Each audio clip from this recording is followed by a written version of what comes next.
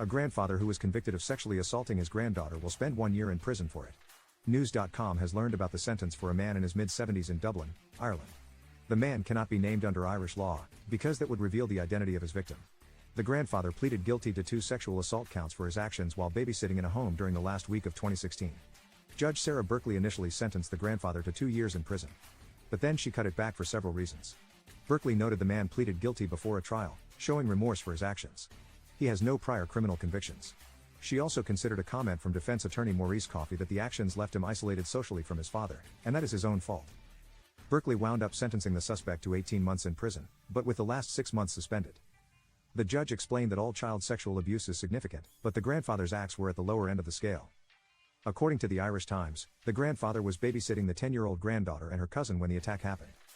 A detective quoted the victim as saying her grandpa was kind of drunk. He walked upstairs to a bedroom, laid down next to the victim, put his head on her chest and touched her in her private area. The cousin never saw what happened because she was focused on a laptop computer. But after a moment, the grandfather rose and hugged the cousin. The cousin claimed she was kissed with an open mouth. Dublin people quoted her as calling it French kissing.